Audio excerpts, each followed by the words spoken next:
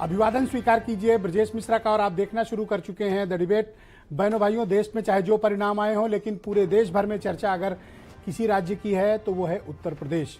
यहाँ जिस तरह का मैंडेट आया और जिस तरह का जनादेश आया है वो भारतीय जनता पार्टी के लिए उत्तर प्रदेश ही नहीं देश में बहुत बड़ा झटका उत्तर प्रदेश से लगा है। आखिर बीजेपी के साथ यूपी में ऐसा क्यों हुआ, इसके कारण क्या हैं? और समाजवादी पार्टी और कांग्रेस के गठबंधन ने उत्तर प्रदेश में, विशेष तौर पर पूर्वांचल में और पश्चिम उत्तर प्रदेश के कई हिस्सों में ज़बरदस्त उनकी लहर रही और समाजवादी पार्टी अकेले सबसे बड़ी पार्टी बनकर उभरी 37 सीट। बीजेपी यूपी में 33 सीट पर रुक गई। कारण क्या था? हम सभी कारणों पे, किस जाति का वोट कहाँ गया, क्या मुद्दे चले क्या नहीं चले, आज इस पर हम विस्तृत विवेचना राजनीतिक रूप से करते हैं। बहनों भाइयों, उत्तर प्रदेश का जनादेश क्या संदेश लेकर आया? यूपी का जो जनादेश है वो इशारा करता है मंदिर मस्जिद नहीं चला, हिंदू मुसलमान नहीं चला, तालिबान पाकिस्तान नहीं चला, कोई भी ऐसे सांप्रदायिक या धार्मिक मुद्दे उत्तर प्रदेश के भीतर नहीं चले जिन मुद्दों की वजह से चुनाव पर कोई असर पड़ा। तो फिर क्या चला?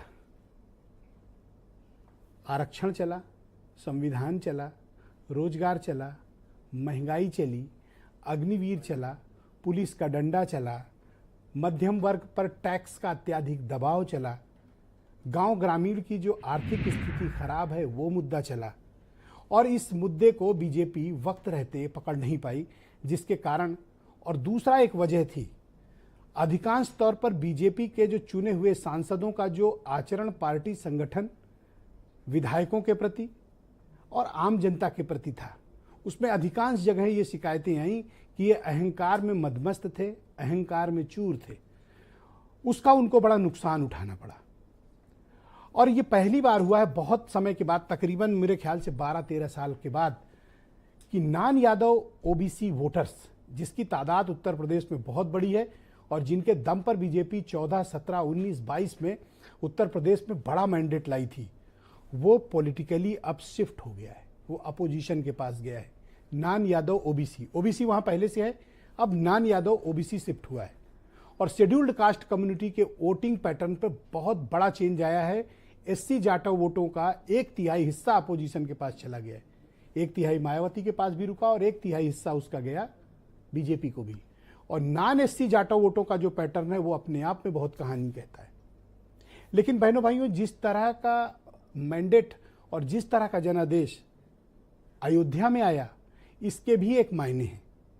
अयोध्या में भारतीय जनता पार्टी की हार, इसने एक तस्वीर प्रस्तुत कर दी है कि उत्तर प्रदेश में बीजेपी के भीतर ऑल इज नॉट वेल।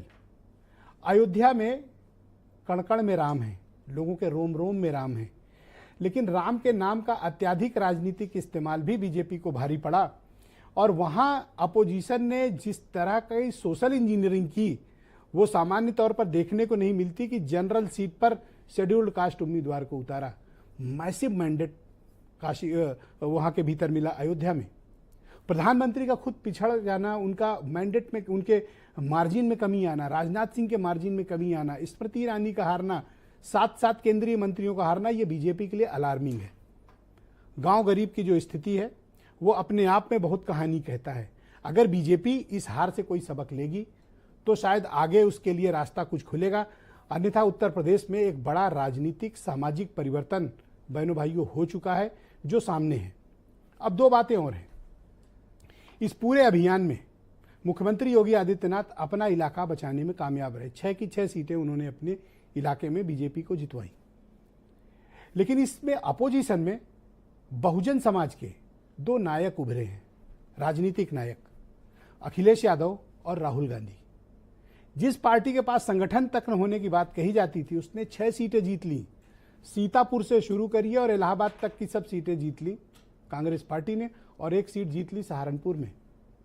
और इधर रॉबर्ट्सगंज से शुरू हुआ, चंदौली होते हुए सीधे खीरी तक की जितनी सीटें थी, लखीमपुर खीरी तक की, ये सब समाजवादी पार्टी ने जीत ली। और इधर आप शुरू करिए फतेहपुर से, तो फतेहपुर से लेकर एटा फर्रुखाबाद की हर सीट बीजेपी ने जीत ली। हालांकि एनसीआर का एरिया बीजेपी का इंटैक्ट है, मेरठ का एरिया इंटैक्ट रहा, लेकिन कैराना मुजफ्फरनगर में कांड हो गया। ऐसा लगता है कि आरएलडी बीजेपी के सहारे तो जीत गई, लेकिन उनको कुछ नहीं दिला पाई। और एक ऑब्जर्वेशन और है, बीजेपी के सहयोगी उसके लिए कुछ लाइबिलिटी बन गए। ओम प्रकाश राजभर, संजय निषाद, अगर इनको समाज मानकर पुरस्कृत किया बीजेपी ने, लेकिन ये समाज का वोट ट्रांसफर नहीं करा पाए, और ये बीजेपी के लिए मेजर शॉक है। और राजपूत कम्युनिटी ने तो दिखा दिया कि उसकी ताकत क्या है। कौशाम्बी से हार शुरू हुई है, सीधे जाके रुकी है बलिया में।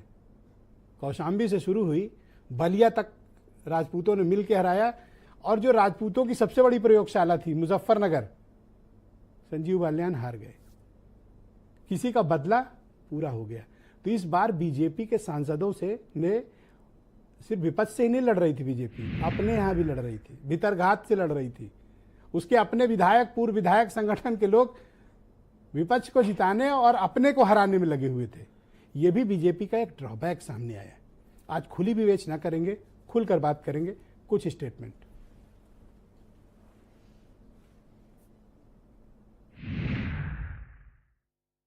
जनता ने नकारात्मक राजनीति को नकार दिया है। नकारात्मक राजनीति के खिलाफ मतदान हुआ है।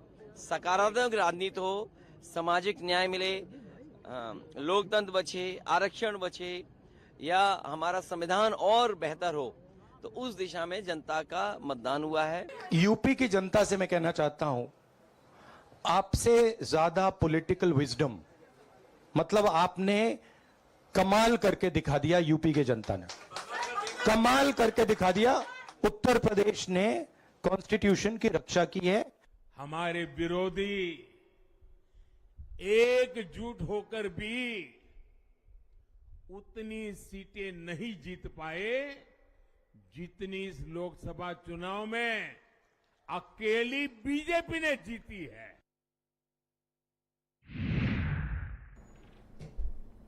तो बहन भाइयों, आज की डिबेट शुरू करेंगे। समीर सिंह उत्तर प्रदेश में बीजेपी के प्रवक्ता हैं, कर्नल शरद शरण सिंह समाजवादी पार्टी के प्रवक्ता हैं, सुरेंद्र राजपूत मेरे साथ मौजूद हैं, कांग्रेस कमेटी के प्रवक्ता हैं, और सीनियर जर्नलिस्ट, टेलीविजन जर्नलिस्ट विनय राय जी मेरे साथ आज स्टूडियो में मौजूद हैं।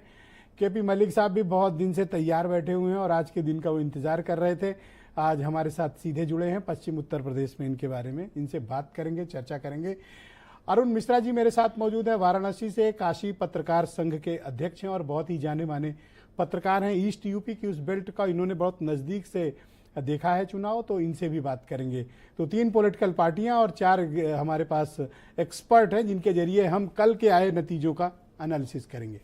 समीर सिंह जी।